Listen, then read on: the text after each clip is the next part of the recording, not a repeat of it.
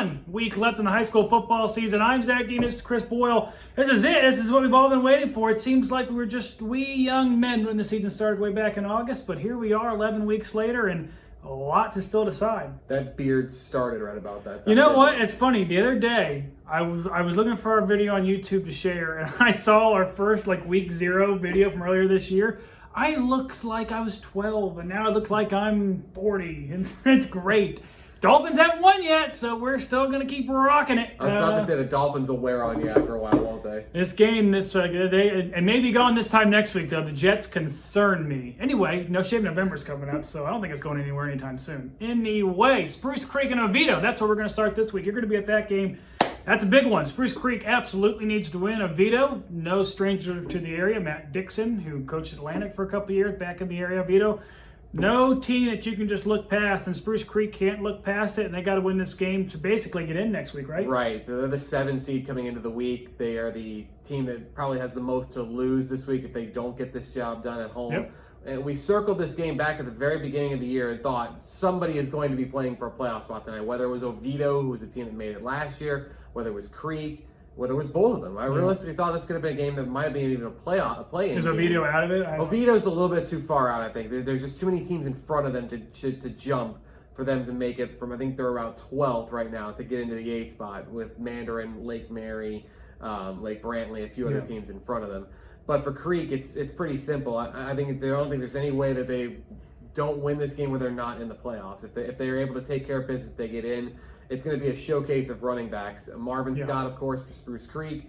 Keontae Coffey has 15 touchdowns on the ground this year for Oviedo, closing in on 4,000 career yards. Just an extremely productive player. One of the more underrated prospects as far as college recruitment is in Central Florida. Really didn't have that many offers at all that I'm aware of, but a super productive player who I remember a couple of years ago really hurt University when they had Lorenzo Lingard and they came back and won 50-49 or something like that. Wasn't that game? That game was almost a running clock, yes. And then Oviedo came all the way back. That was one of the most incredible games. A lot of that had to do with Coffey. He was brilliant. He has a 400-yard rushing game this season, just in one single game. So there's a tall task for Spruce Creek, for that defense to keep him in line, keep him in front of them, and I think that they've got a really tough test here to secure that playoff spot. It's going to be interesting. Spruce Creek, I feel like they've just gone like this year. If there is any team in this area, I don't think any of us can really get a grip on. And Spruce Creek's definitely up there. And they're a team that both of us, I think,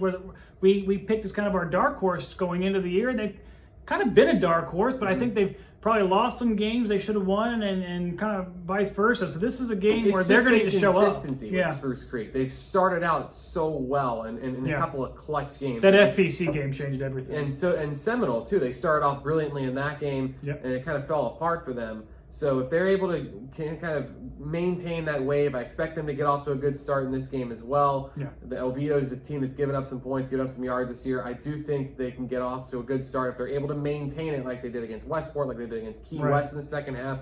I think they're going to be a tough team to contend with, not only this week, but potentially if they get in to the playoffs. I think they're going to give somebody a challenge. Spoiler alert. Come on. You still have another show to do for the playoffs. You will be at Pop Johnson Field. Have fun with that sun right in your eye.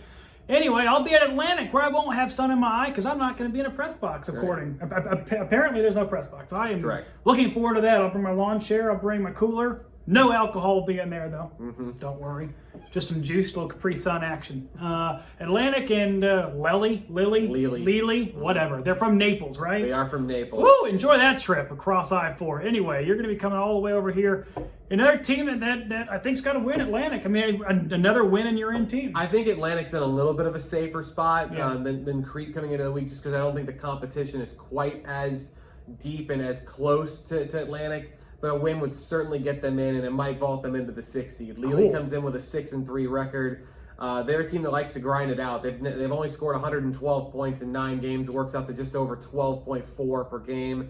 So they're a team that scratches out wins, that plays good defense, and I think that kind of plays into Atlantic's hands as well. Atlantic likes to keep the games tight. They like to be physical, and if they're able to kind of wear them down and force short possessions for Lely, that tempo is eventually going to wear you down. And I think this is a good opportunity for Atlantic to beat a quality team and to really solidify themselves to get in. If they win this game, I really do think that they're going to have a shot at vaulting. I forget who's in the 6th seed right now. Sebring, if I'm not mistaken.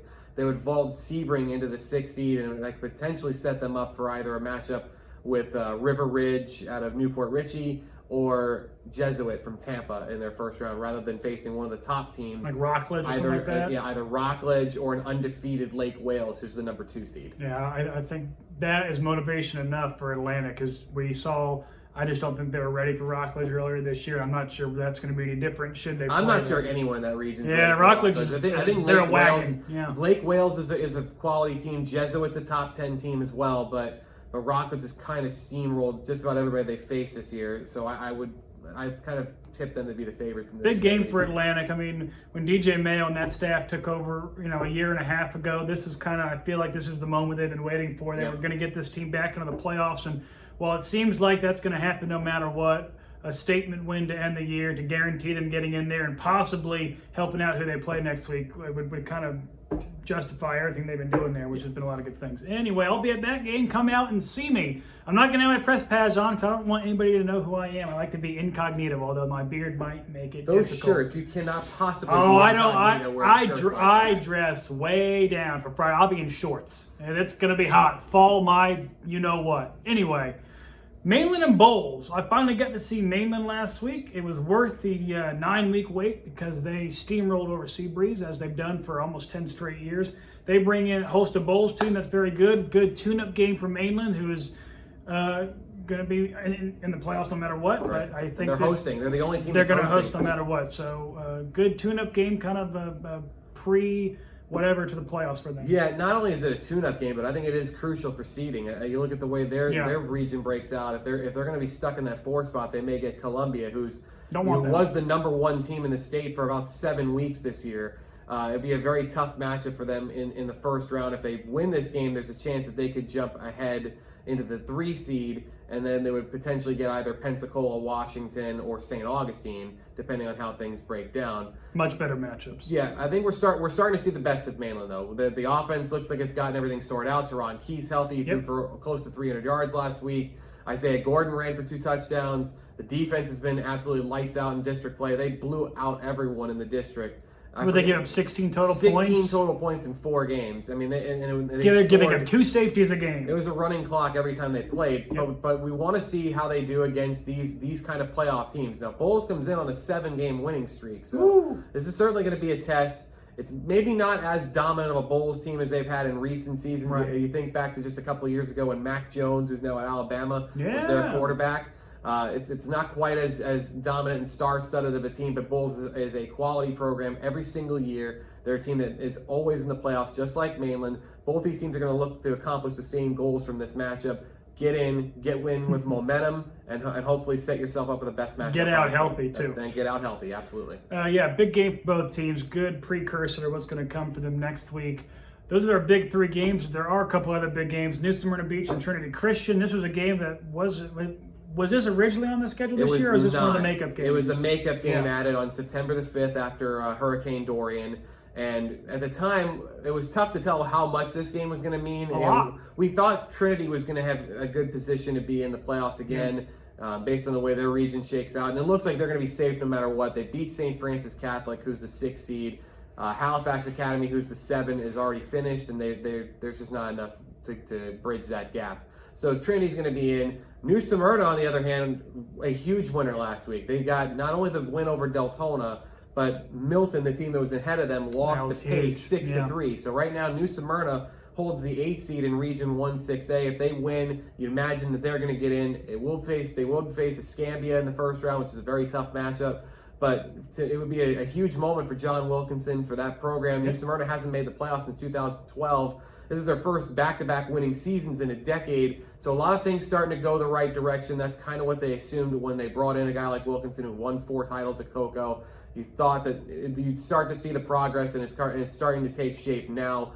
a playoff appearance would be huge for them, and they are a pretty big favorite, I'd say, in this game against Trinity. Yep, you expect the Cougars to go out there and take care of business, and you talk about Spruce Creek being a dark horse before the season. I'm not even sure New Smyrna was this much on our radar as they've been, but they've really had a strong last couple of games, and obviously last week they got some major help that really going to help that program out. Final big game of the week, FPC. They're at home this week, correct? Correct. They play Haggerty. Out of Oviedo. It's kind of interesting that both them and Creek play the neighboring schools of Oviedo. But for Flagler, it's, again, when you're in, I think they're pretty safe no matter what. You look at the way the points, the RPI stands out. I think they're pretty safe no matter what. For them, it's just about securing a top 6 spot. I think they would want to face either if Bartram Trail drops to the 3 seed, or they either face a Popka or Bartram Trail, most likely. If DeLand slips up against Seabreeze, which we don't really expect, but you never know. Flagler can maybe get back into that 5 conversation as well. And for them, they just got to find a way to kind of get over last week. Obviously, a big disappointment losing to DeLand away from home, a game that could have not only secured their spot into the playoffs, but almost given them a stranglehold on the number 5 seed. So if they're able to go out and take care of business, which we think they can, they'll be rolling into the playoffs for the 3rd straight year. Who did you pick to land in FPC? I never heard. I picked Flagler, and trust me, when I went down the field, you apologized to them. I won't apologize. I believed Flagler was going to get the win. DeLand proved me wrong. Full credit to them. Avante Williams was absolutely brilliant after halftime. The defense from the front to the back, the defense was absolutely locked down. They held Flagler to 65 yards of offense until the final 3 minutes of that game. So they fully deserved their victory. They wore them down. They got the points in the second half. They finally scored, and even though they were kind of squandering some opportunities early, DeLand fully deserved that win. I picked DeLand. Did you know? Did you know I beat you last week by a game? But this is it. Well, this is not it. But for the regular season, I have a 2-game league going.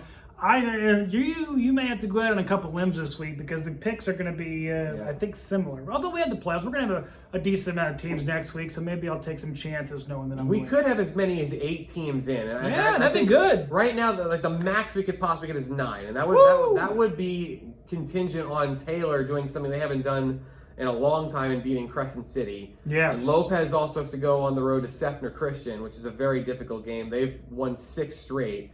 Lopez has the win. I think Lopez would serve themselves well by winning. Now Trinity Prep is the 8th seed. They're done. They're 5-5. I don't know what the points situation, the RPI situation would do if Lopez loses the game. Losing to Sefner Christian probably won't hurt too much if they finish at 7-3, but you certainly can go out there and stamp your place in the playoffs with a win, and it would be a big moment for them. So they've been up and down. You mentioned Creek being up and down. I think Lopez has been another team that's been very tough to get a read on. So if they're able to go out there, put forth their best effort of the year, beat Sefner Christian, then they're certainly going to be in for the 2nd straight year. I have such a headache trying to figure all this stuff out. Just go win and you're in for the most part. Pretty much.